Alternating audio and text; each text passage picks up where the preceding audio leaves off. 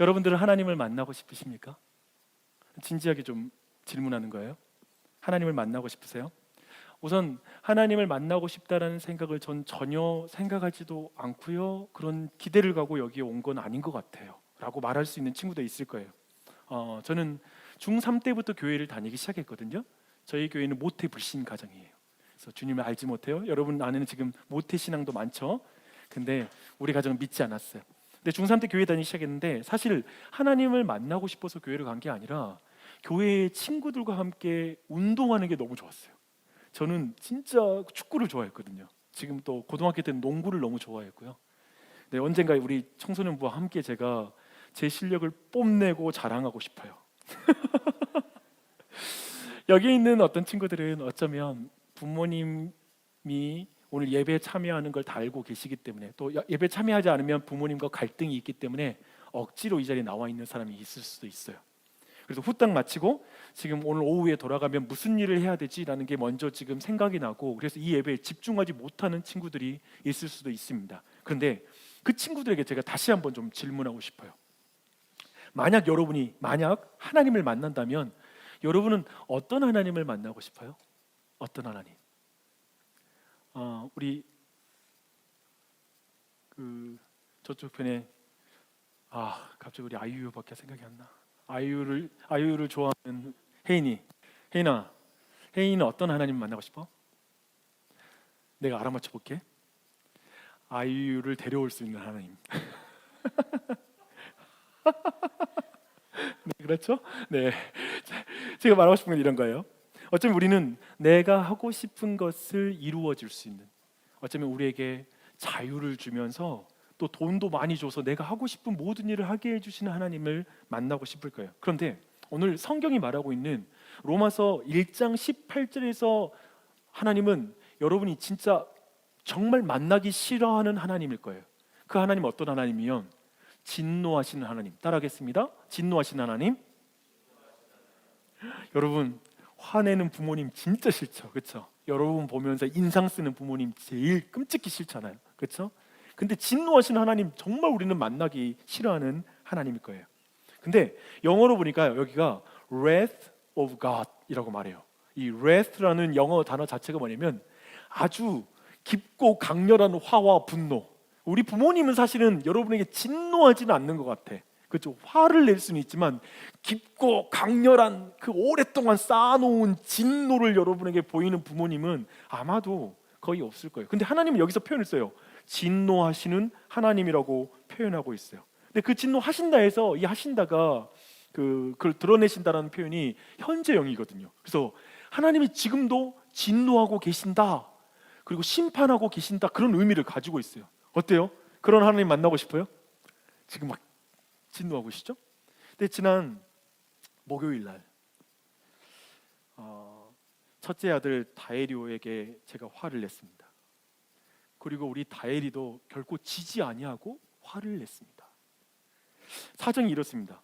제가 지난 목요일 날 오후에 세빛제일교회 목사님한테 자전거를 선물로 받았어요. 제가 자전거 없는 걸 아시고 사이클을 어디서 얻게 되셔가지고 중고 사이클을 제게 건네주셔가지고 이제 저녁 늦게 집에 도착해가지고 제가 자전거를 집 앞 문 앞에다 세워놓고 얘들한테, 얘들아 아빠 자전거 생겼다 한번 봐 하고 제가 그냥 샤워를 하려고 들어갔다가 이제 나왔거든요.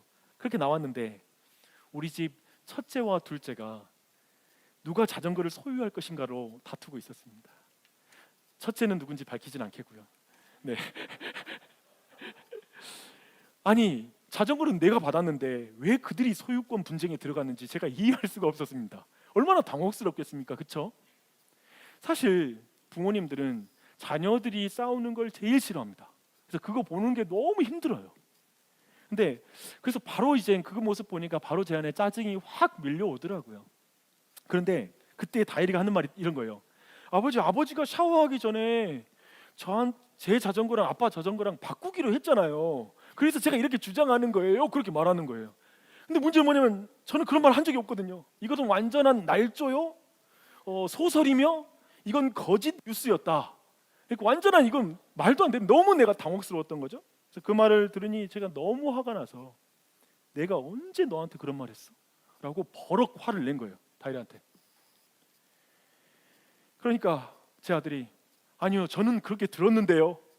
그때부터 진실 공방에 들어갔습니다. 이건 아주 지루하고 오랜 싸움입니다. 한쪽은 들었다고 그러고 한쪽은 말 안 했다고 하는데 이거 뭐 누가 결정해 줍니까? 누구도 증인으로 나서지 않았습니다. 그래서 힘들었습니다. 그래서 저는 도저히 인정할 수가 없어서 아들을 정말 다그치듯 더 혼을 내고 화를 냈습니다. 근데 다혜리가 순간적으로 자신도 너무 화가 나니까 완전히 화난 표정과 분노하는 표정을 그대로 가지고 방으로 딱 들어가는 거예요. 제가 말하고 있는데 제가 또 얼마나 불을 타오릅니까? 또 그렇게 방에 들어가니까 너 나와, 당장 나와. 다시 나오게 했어요. 근데 아들이 하는 말이 정말 저를 더 충격에 몰아넣었습니다. 이렇게 말했어요. 아니, 아버지가 그렇게 말씀 안 하셨다고 해가지고 제가 잘못 들었다 싶어서 사과하려고 했는데 아버지가 화를 내는 거 보고 나 화나서 들어갔어요. 이렇게 말하자 그냥 굽히지 않고 끝까지 화를 내는 거였어요. 그날 밤 그렇게 우리 집에 핵전쟁이 일어났습니다. 결과는 오늘 말씀 말미에 말씀드릴게요. 근데 여러분 생각해봐요. 저와 아들의 이 갈등의 원인과 해결은 어떻게 가능할까요? 어떻게 하면 이게 풀릴 수 있죠? 아마 여러분도 집에서 경험하는 일들일 수 있어요, 그렇죠? 저는 아들이 내가 왜 화를 냈는지 이해했으면 좋겠다는 생각이 들었어요. 야, 내가 왜 화났는지 알아? 너 내가 지금 왜 이렇게 화내는지 알아? 그런데 얘는 그냥 뭐 화내는 거죠. 불공평하게 화내는 거죠 하고 내 화를 내는 거에 대해서 도저히 받아들이지 않고 자신도 화를 내는 거예요. 도저히 문제가 안 풀리는 거죠. 근데 지금 로마서 1장에서 지금 오늘 이 말씀에서 보는 장면이 굉장히 비슷해요. 왜냐하면 하나님은 죄인을 향해서 진노하고 계신다는 거예요. 그런데 사람들은 뭐 사랑의 하나님이 어떻게 진노하셔? 이해가 안 되는 거예요. 뭐 하나님이 왜 진노해? 죄 때문에? 죄가 뭔데? 나 크게 큰 죄인도 아닌데 왜 나한테 화를 내? 우리는 그 하나님이 화를 내는 게 이해가 안 되는 거예요. 그렇죠? 마치 부모님이 여러분을 사랑한다고 말하면서 화를 내면 너무 이해가 안 되잖아요. 그런데 하나님은 사랑이신데 그 하나님이 죄인을 향해 진노하신대요. 그게 너무 이해가 안 되는 거예요. 그래서 오늘 이 시간에 우리가 집중해서 보고 싶은 건 이거예요. 도대체 죄가 뭐길래? 도대체 죄가 뭐길래 하나님이 그렇게 흥분하고 막 화를 내지? 이거에 대해서 한번 보고 싶어요. 궁금하죠, 그렇죠? 궁금하지 않더라도 궁금한 표정을 줘야 되고, 그리고 여러분이 지금 궁금한 마음을 가져야 된다는 걸 잊지 마시고 이제 한번 들어가 볼게요. 먼저 죄는 따라하겠습니다. 창조주 하나님을 거부하거나 무시하는 것입니다. 그렇죠? 오늘 문답에 나와 있거든요. 죄는 무엇입니까? 죄는 하나님이 창조하신 세상에 살면서 하나님을 거부하거나 무시하는 것입니다. 또 하나님과 상관없이 살면서 그분을 거스르고 하나님이 율법에서 요구하신 대로 살지도 행하지도 않는 것입니다. 그 결과 우리는 죽음에 이르고 모든 피조물은 파괴되었습니다. 이렇게 지금 말씀하고 있어요. 첫 번째, 창조주 하나님을 거부하거나 무시하는 게 죄예요. 근데 한번 봐볼게요.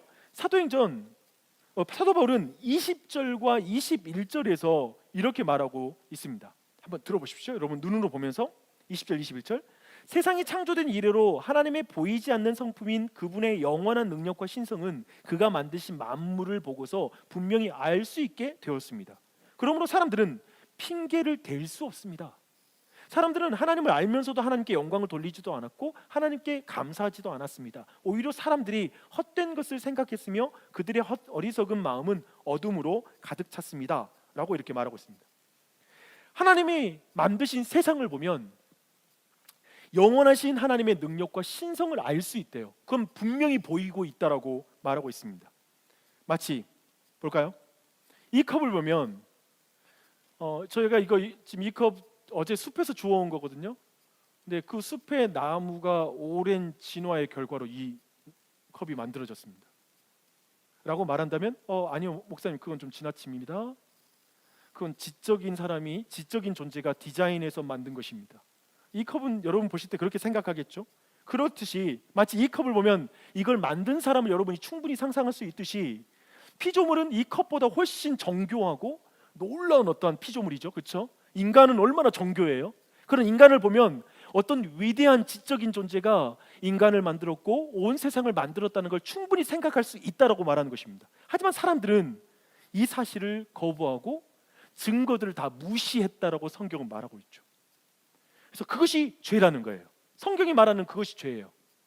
창조주 하나님은 자신을 거부하고 무시하는 사람에게 그 죄를 향하여 진노하십니다. 화를 내십니다. 이해돼요? 이것은 부모와 자녀의 관계를 알면 여러분이 좀 더 이해할 수 있을 거예요. 좀 관계로 이해할 필요가 있어요.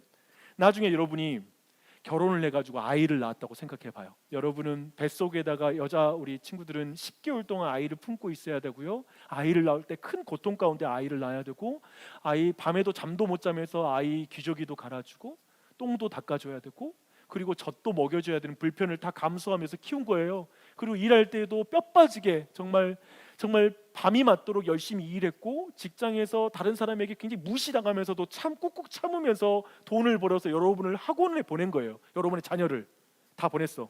근데 나중에 그 아들이 너무 잘 됐어요.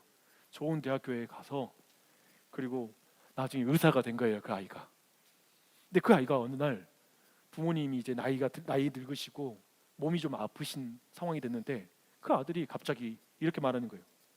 제가 머리가 좋게 태어났고 거기에 치열하게 노력했기 때문에 내가 이렇게 의사가 됐지, 부모님이 제게 도와준 게 뭐가 있어요? 아니, 다들 부모라면 그 정도 해야 주는 거 아니에요? 부모라면 사랑해야죠. 잘못했더라도 잘 돌봐주는 게 부모로서 해야 될 일 아닌가요? 이렇게 말한다면 여러분에게, 여러분의 마음은 어떨 것 같아요? 여러분의 마음은? 아들이 의사가 됐어요. 여러분의 아들이 검사 됐어요. 그럼 좋아야 되는 거 아니에요? 뭐 아들이 잘 됐으니까 그렇게 말할지라도 여러분의 기분은 좋을까요? 아니겠죠. 부모님을 부모로 인정하지 않고 내가 스스로 태어나서 난 내가 잘나서 이렇게 잘 됐어요 라고 말하는 그 자녀를 보게 된다면, 그건 가장 큰 부모를 향한 모욕이겠죠. 그렇죠? 그건 부모를 가장 모독하는 거예요. 그리고 그것은 부모에게 가장 부모의 마음을 아프게 하는 거예요. 그런데 이 세상은 이렇다는 거예요. 하나님이 세상을 지었고 창조했고 인간을 만들었는데, 인간이 하나님 없어, 내가 그냥 자연스럽게 만들어낸 거에 지나지 않아, 뭐 하나님이 날 만들었어? 그러면서 하나님을 거부하고 하나님을 무시하는 거라는 거예요. 바로 그것이 하나님께는 너무, 하나님으로 하여금 진노하게 하시는 죄라는 거예요. 어때요? 이렇게 생각하면 좀 더 여러분이 이해가 되나요? 왜냐하면 하나님과 우리의 관계는 관계이기 때문에 그래요. 하나님은 우리와 친밀한 그 인간과 엄마 부모님과의 관계가 있듯이 하나님도 그런 관계이기 때문에 하나님은 우리를 사랑하기 때문에 더 진노해요. 그렇지 않겠어요? 그렇게 우리 첫 번째 죄에 대한 정의를 봤어요. 두 번째 한번 따라할게요. 두 번째 죄에 대한 정의는 뭐냐면, 따라합니다. 스스로 만들어졌기에 스스로 존재한다고 생각하는 거.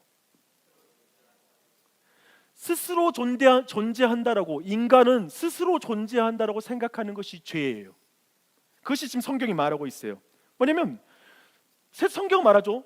너희들은 스스로 존재하는 게 아니라 스스로 계신 하나님이 너를 만드셨어. 아무것도 의존하지 않는 자존자가 너를 만들었기 때문에 너는 하나님을 의존하는 거야 라고 말하고 있죠. 인간은 하나님을 의존하죠. 예를 들어볼까요? 여러분은 공기를 의존하죠. 그렇죠? 여기 공기에 의존하지 않는 사람 있어요? 공기에 한 5분, 6분만 여러분이 의존하지 않으면, 공기가 없다면 여러분은 죽게 되겠죠. 마치 그것처럼, 이렇게 의존하는 것처럼 우리는 하나님을 의존하는 존재고, 하나님이 우리의 창조주니까요. 그분을 의존해야 되는데 난 스스로 있어.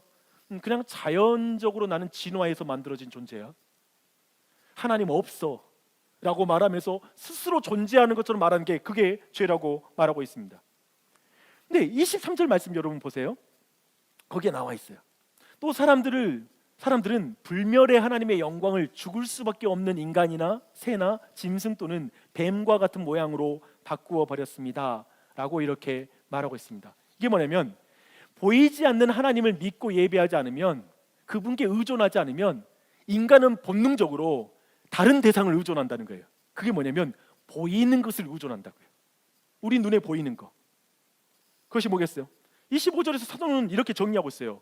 피조물을 조물주보다 더 경배한다. 그러니까 하나님을 의존해야 되는데 하나님을 의존하지 않으니까 인간은 물질을 의존하죠. 그리고 그 물질을 숭배한다. 그걸 너무 중요하니까요. 그렇게 숭배한다라고 지금 성경은 말하고 있습니다. 예를 들면 이렇게 말하는 거예요. 신이 어디 있습니까? 목사님, 솔직히 나 교회, 나 지금 부모님 때문에 아니면 그냥 어렸을 때 익숙하기 때문에 내가 예배당 나와 있지만 보이는 것도 다 알지 못하는 인간이 무슨 보이지 않는 하나님을 믿습니까?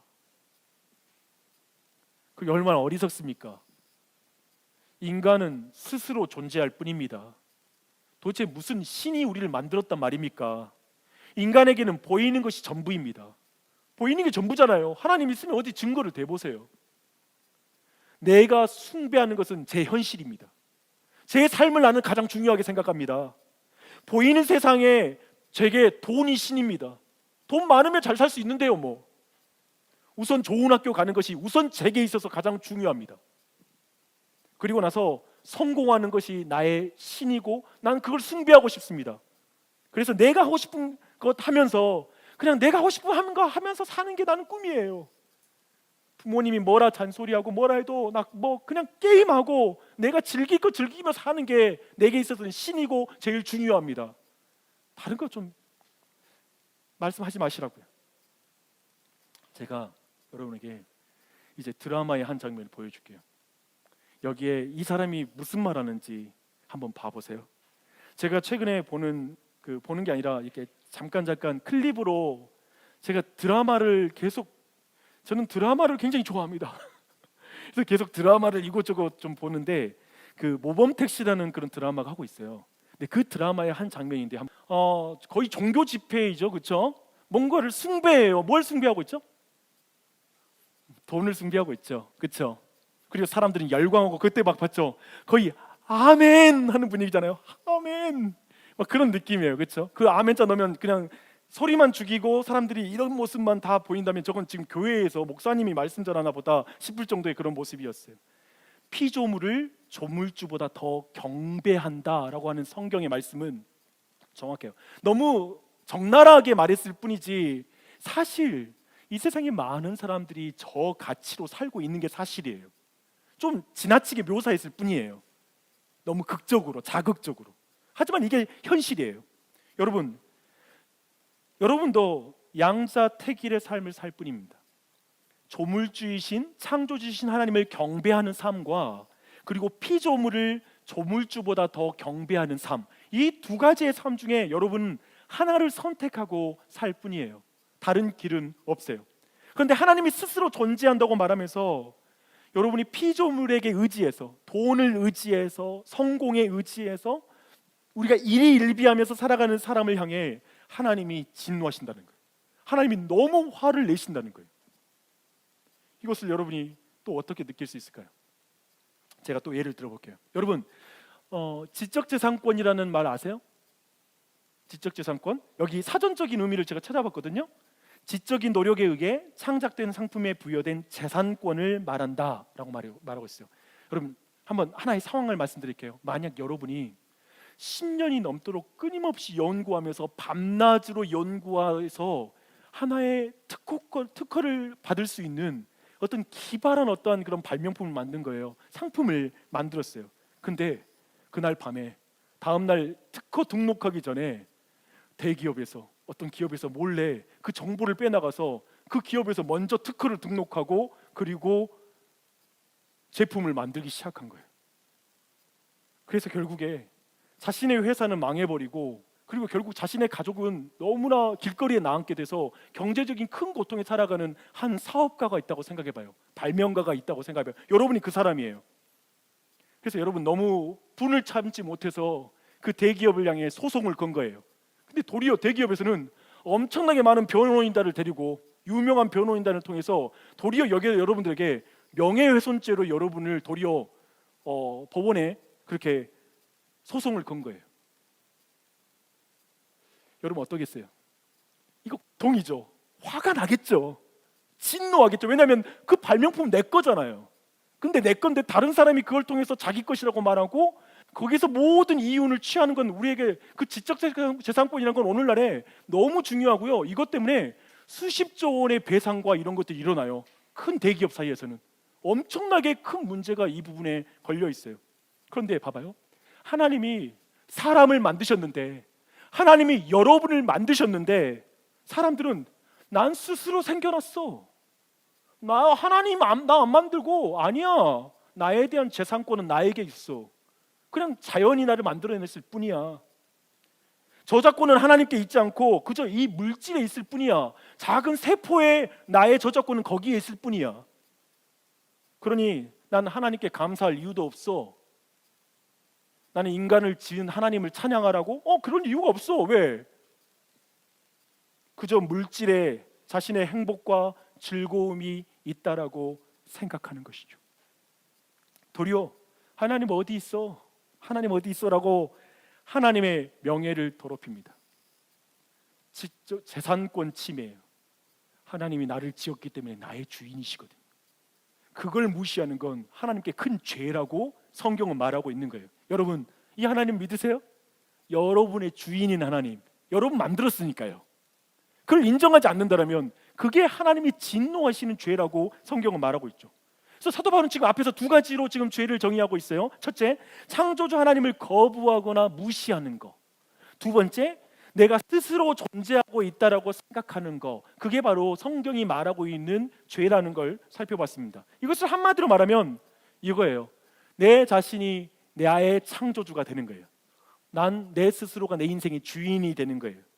그런 것처럼 살아가는 거예요. 모든 판단 기준, 내 스스로가 법이 되고 내 판단이 모든 기준이 되어서 살아가는 삶, 그것을 성경이 말하는 죄라고 말하고 있습니다. 그래서 문답은 오늘 마지막에 이렇게 말하고 있어요. 죄는 하나님과 상관없이 살면서, 하나님과 상관없이 살면서 그분을 거스르고 하나님의 율법에서 요구하신 대로 살지도 행하지도 않는 것입니다 라고 말하고 있습니다. 여러분 이해하세요? 하나님이 너무 속상한 거죠. 하나님 없이, 하나님과 상관없이 사는 것은 하나님이 원하는 거, 그런 상관없이 기분대로, 내 욕망대로, 내 느낌대로, 내가 하고 싶은 대로 사는 거, 그것이 하나님께서 진노하시는 죄라고 말하고 있는 거예요. 여러분 한번 찬찬히 보세요. 다 부모님의 결정과 아니면 여러 가지 강요에 의해서 휘둘리는 것 같죠? 싫죠? 나 하고 싶은 대로 살고 싶죠? 근데 한번 생각해 봐요. 여러분이 하나님께서 원하시는 것을 생각에 염두에 두고 살고 있는지. 그렇지 않다면 우리 모두 죄 가운데 있는 것이고 하나님이 그것에 대해서 진노하신다고요. 사도 바울은 그렇게 사람들이 자기 기분대로, 욕망대로, 판단대로 법이 되어서 사는 그 죄악으로 말미암아 심판을 받는다고 말하고 있습니다. 하나님이 거기에 진노하고 계신데 이미 그 진노가 우리 안에 어떻게 나타나고 있냐면, 따라하겠습니다. 내 원대로 될지어다. 네, 그게 하나님의 진노예요. 오늘 말씀 보면 많이 나와 있어요. 그의 마음의 생각대로 내버려 두는 거예요. 하고 싶은 대로 해 라고 말하는 거예요. 그거 아세요? 부모님이 너무 속상할 때 이런 말 들어본 사람, 그래 네 마음대로 해. 혹시 들어본 사람 손 들어봐요. 엄마가 그런 적이 있다 나한테.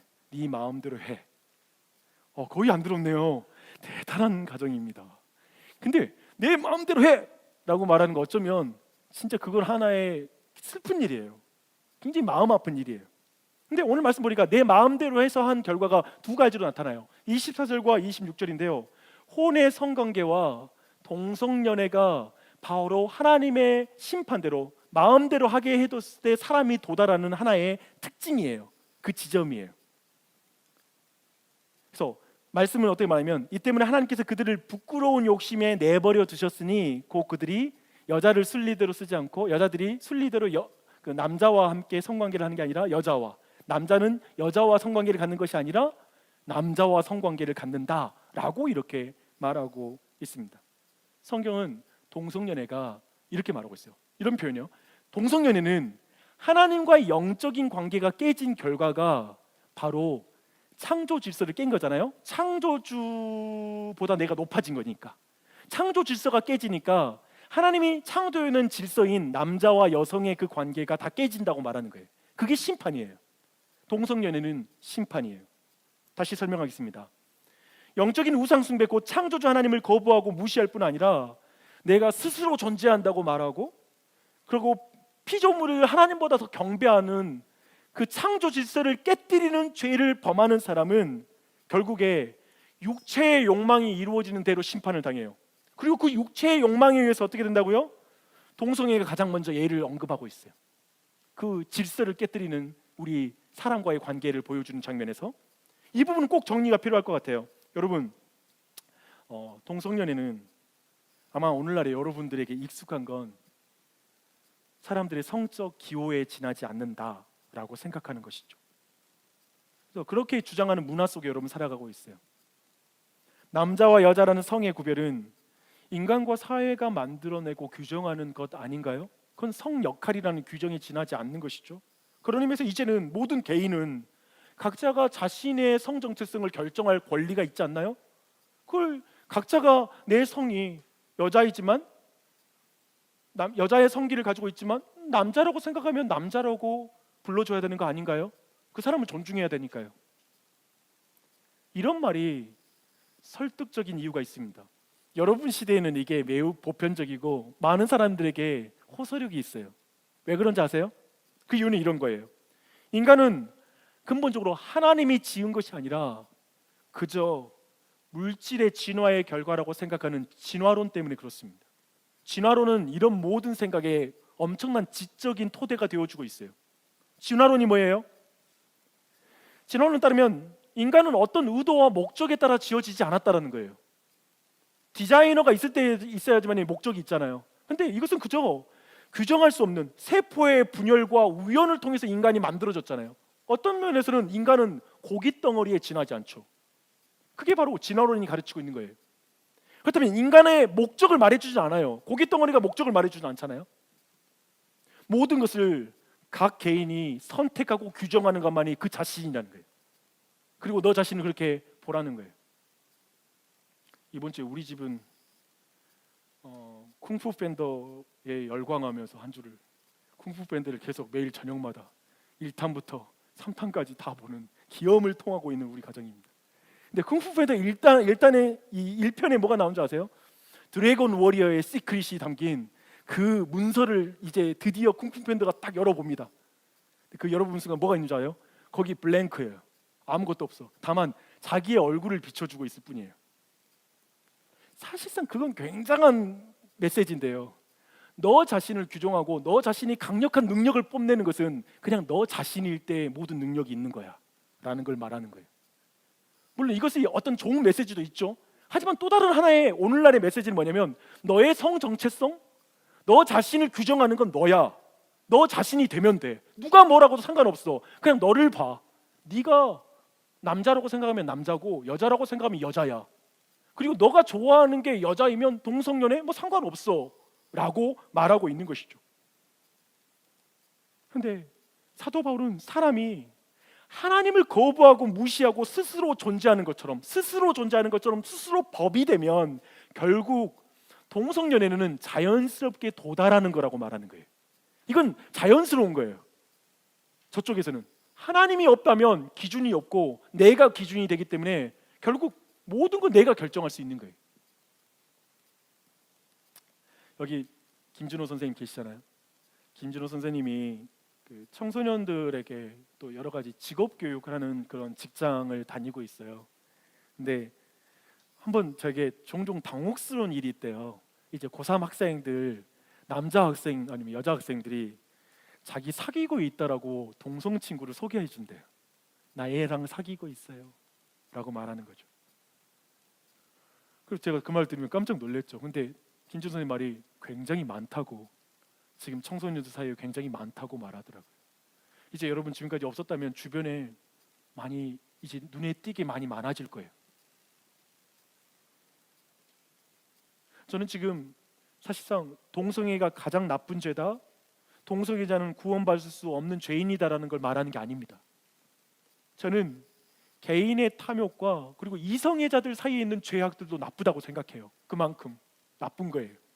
정말 큰 죄예요. 다만 이 기회에 우리 나주신 장로교회 청소년들에게 특별히 오늘 이 본문이 성경 안에서 동성연애에 대해서 가장 많은 부분을 할애하고 있는 부분이거든요. 그리고 여러분에게 이 문화는 굉장히 강하기 때문에 좀 더 이 부분을 제가 주목해서 보고 싶은 거예요. 여러분 기억하세요. 성경은 달라요. 창조주 하나님이 계십니다. 작은 컵 하나도 그 용도를 생각하고 디자인하듯이 하나님이 사람을 지시되 남자와 여자를 만드심으로써 디자인하신 거예요. 목적이 있는 거예요. 그리고 남자는 여자가 없으면 안 되도록 지어놨고요, 여자는 남자가 없으면 안 되도록 지어놓은 거예요. 그리고 결정적으로 성경은 그 사람이 하나가 되어서 생명을 낳으라고 말하고 있어요. 남자와 남자가 애를 낳을 수도 없고 여자와 여자가 아이를 낳을 수가 없잖아요. 성경의 근본적인 창조의 원리를 거스르는 거예요. 잘못된 거예요. 이것 자체가 우리가 죄인이라고 규정하고 그들을 미워하자는 말이 아니에요. 그 사람들도 예수님이 필요해요. 하지만 그것이 죄가 아닌 건 아니라고요. 죄예요. 범죄예요. 이걸 여러분이 오늘 교회 이 시간에 좀 정리했으면 좋겠다는 마음을 좀 제가 갖게 돼요. 그렇지만 이 내용 가지고도 지금 이 세상에 일어나는 일들을 좀 정리할 수가 있겠죠. 창조의 질서를 기억했으면 좋겠어요. 오늘 말씀 정리할게요. 사랑하는 여러분, 죄인을 향하여 진노하시는 하나님이 상상이 되십니까? 오늘 말씀 들으니까 조금 이해되세요?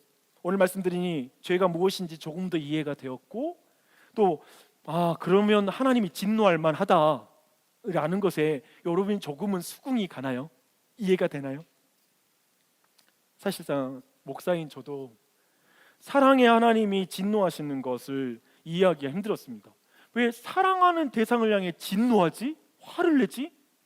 저는 그게 잘 이해가 안 되더라고요. 죄인을 위해서 성경은 독생자 예수 그리스도를 보내셔서 십자가에서 죄인을 대신해서 죽을 정도로 죄인을 사랑한다고 하잖아요. 그런데 어떻게 하나님이 진노하시지? 라는 생각이, 그게 연결이 안 되는 거예요. 어떻게 사랑하는데 대상에게 진노할 수 있을까라는 그런 생각이 계속 들었습니다. 저도 정말 이 부분이 잘 이해가 안 됐어요. 그런데 사랑하기에 진노하는 것은 우리의 일상생활에서 쉽게 볼 수 있습니다. 사랑하는 대상을 향해서 진짜 분노하는 것을 여러분이 경험할 수가 있어요. 아까 보았던 모범택시 드라마 또 이야기해 드릴게요. 모범택시 드라마의 캐치프레이즈는 이거예요.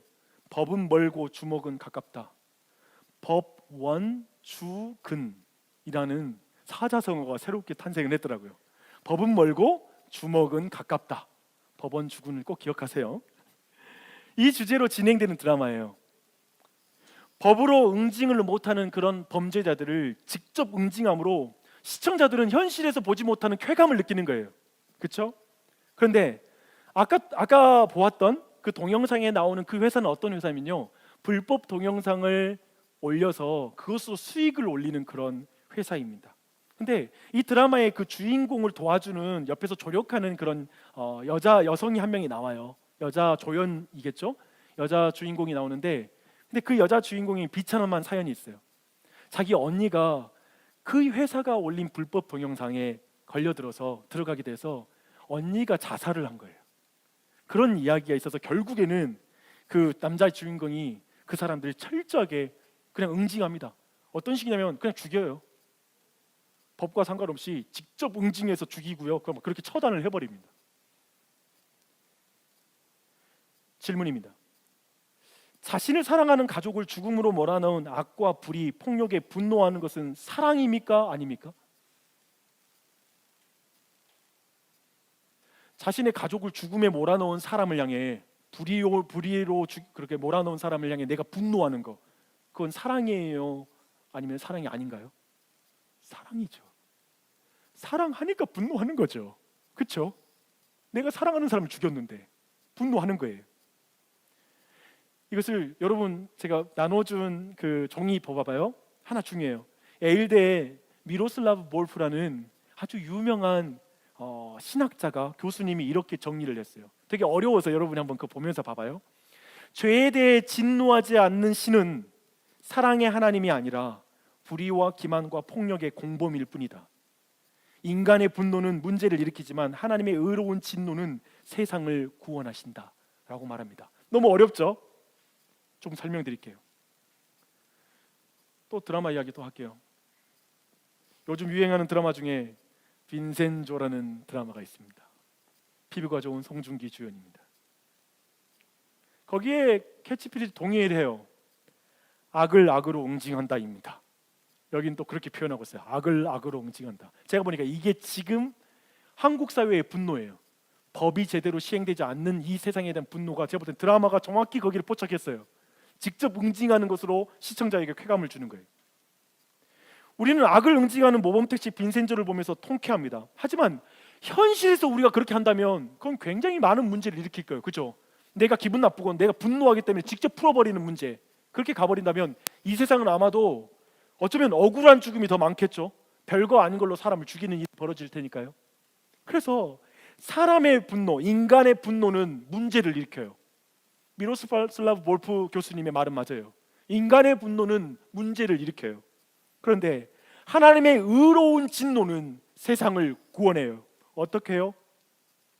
하나님을 거부하고 무시하는 사람들, 하나님과 상관없는 사람이 되어서 자기 기준대로 자기 욕망에 따라 살아가는, 그리고 물질을 숭배하는 그 사람들을 향한 하나님의 의로운 진노는 예수 그리스도를 십자가에 달아 내 죄를, 거기에 하나님의 진노를, 죄인을 향한 진노를 예수님께 쏟아부음으로 하나님의 구원이 일어나는 거예요. 죄인을 향한 하나님의 진노를 예수님께서 대신 받아주시는 거예요. 예수님이 우리가 당해야 할 하나님의 진노를 대신 받으심으로 우리가 구원을 얻는 거예요. 사랑함으로 하나님이 우리 죄를 눈감아 주시는 것이 아니라, 진짜 우리를 사랑하는 하나님은 우리 죄를 대신 짊어주신 거예요. 그것이 성경이 말하는 복음이에요. 이 하나님을 여러분에게 믿으라고 말하는 거예요. 여러분 스스로 죄를 짊어지면 하나님의 진노를 당해요. 그런데 여러분이 예수님을 믿을 때 예수님이 나애가 당해야 될 진노를 대신 당하신 거예요. 이걸 믿는 것이 바로 구원이고 성경이 말하는 복음이에요. 저는 여러분이 이 예수님을 믿었으면 좋겠어요.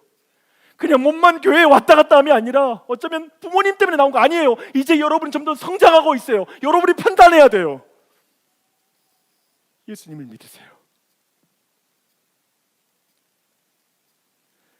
제가 말씀을 시작할 때 다혜리와의 핵전쟁을 말씀드렸습니다.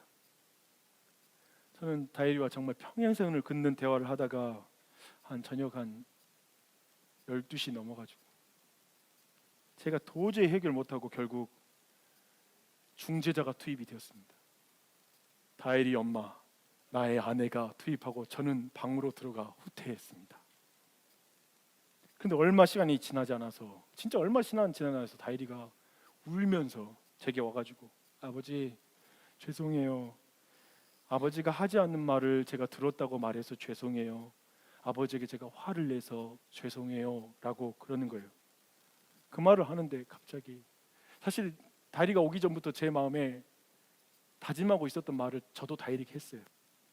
아빠도 미안해. 내가 너무 심하게 화를 내고 너를 매로 때려서 미안해 라고 말하고 나서 너무 미안한 거예요. 그러고 나서도, 아들 오늘 저녁에 아빠 옆에서 자. 그래서 아내랑 제 사이 침대 옆에 뉘어놓고 아들을 꼭 껴안고 잤습니다. 저녁에 몇 번 깨면서 후회했습니다.